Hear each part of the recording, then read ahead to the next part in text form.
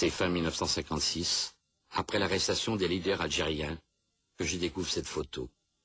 Je crois encore à des bavures, mais je ne comprends pas que nos élites ne sanctionnent pas les officiers responsables de ces atrocités. Naïf, je n'imagine pas que les autorités couvrent les militaires afin de garder l'Empire français. Autant je réagis aux exactions, autant je ne saisis pas la gravité d'une mesure qui concerne une famille algérienne sur 4.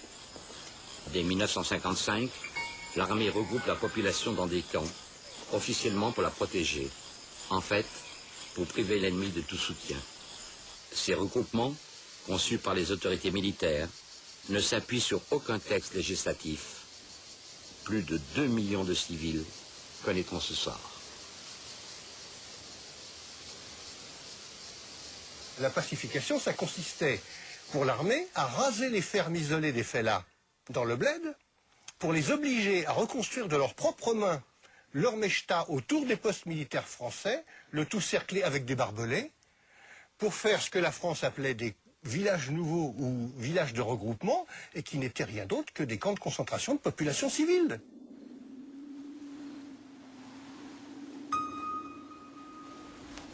Et quand ces villages ont été faits, le commandant il a dit il faut que chacun ait sa carte nationale d'identité française. Et pour faire une carte d'identité, il faut une photo, tout naturellement. Le commandant a dit c'est Garanger qui va faire ça. Et en 10 jours, j'ai photographié 2000 personnes.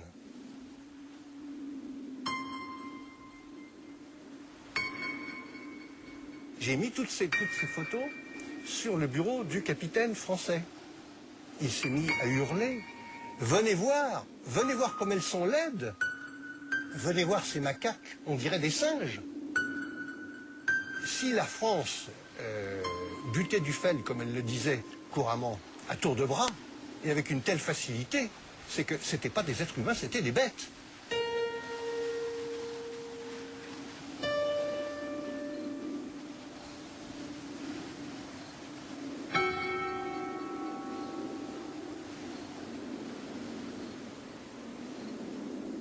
Ils vivaient dans des conditions d'hygiène déplorables, qu'on descendait souvent des enfants morts ou qu'on descendait des enfants très faibles qu'on retapait. Heureusement, on en a sauvé quelques-uns. Mais les gens vivaient dans des conditions atroces. Il n'y avait pas d'eau, pour ainsi dire, ou très peu. Ils avaient des rations, mais en misérable. Ils avaient de quoi ne pas mourir de faim, disons.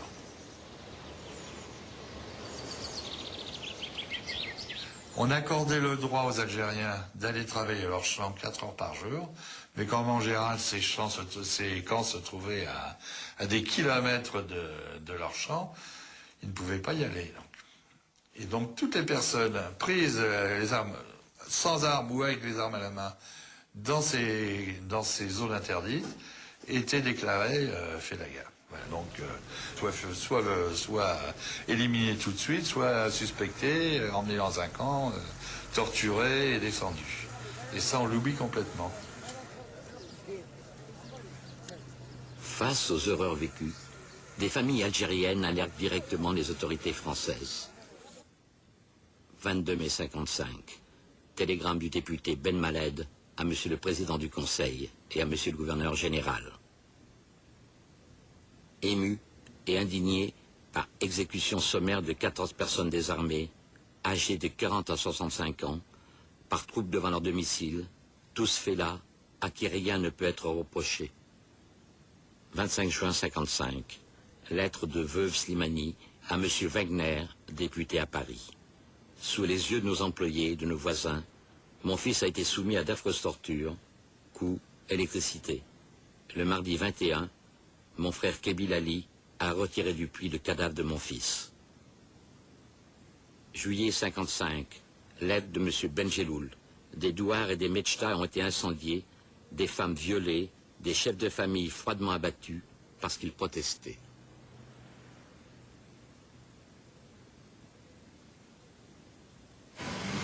Ces plaintes ne trouvent pas d'écho en métropole.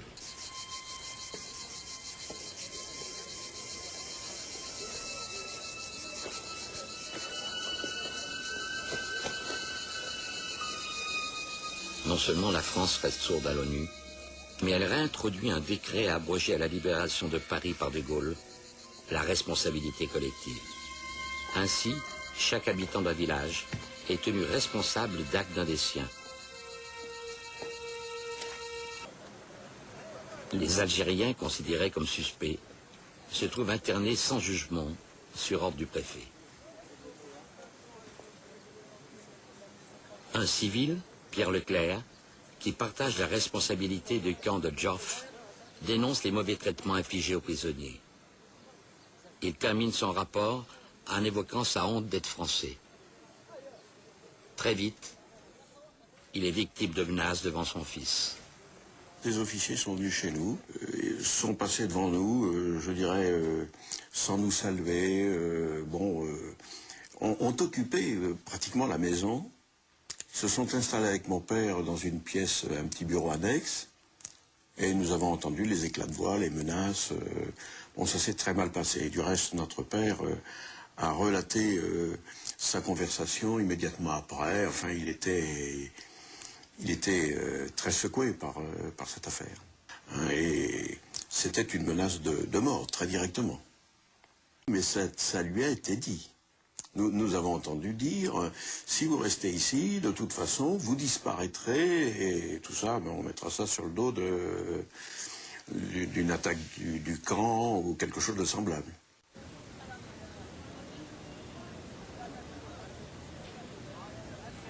Avant d'être incarcérés dans un camp d'internement, les suspects sont rassemblés dans des centres de triage et de transit, qui permettent à l'armée de mener des interrogatoires en toute quiétude.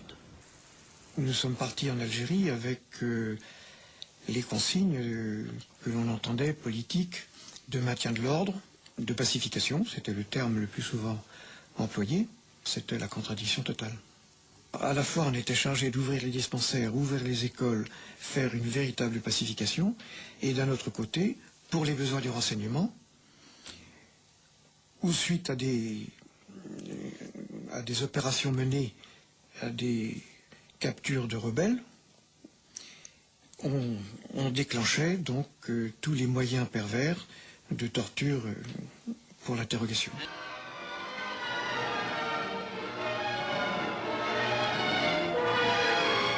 Et la nuit, on entendait les hurlements de ces gens.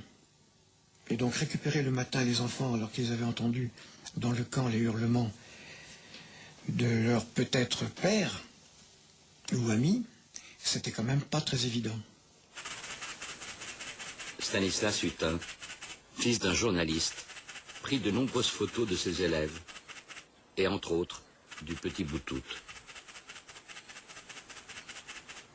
Il y a un gosse de 14 ans, par exemple, qui avait été pris lors d'une embuscade, je raconte ça dans mon journal, le petit Boutout, qui lui a été également passé à la magnéto.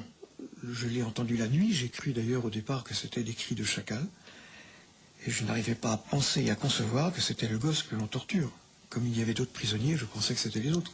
Et c'est le matin que j'ai appris que c'était bien lui, le gamin, qui avait été passé à la magnéto. Je crois qu'il a fallu malheureusement attendre près de 40 ans pour qu'il y ait des aveux, je dirais, de personnalité. Tant est qu'on puisse être une personnalité quand on pratique des choses comme celle-là. Mais il faut bien dire qu'il a fallu attendre 30 ans ou 40 ans pour que, finalement, on ne puisse pas dire « ce n'est pas vrai ». Et dire « ça a été vrai, c'est vrai, je l'ai fait, je l'ai pratiqué, je n'ai pas de jugement à porter sur le général Massu ou le colonel Ossarès ou autre, mais que chacun prenne ses responsabilités. » Mais l'opinion publique française est largement complice de tout ce qui s'est passé. C'est-à-dire ? C'est-à-dire que je pense qu'on a une certaine idée de la France qui se révolte par rapport à des pratiques comme celle-là, mais finalement, quand on sait qu'elles ont eu lieu, on essaie de s'en défendre.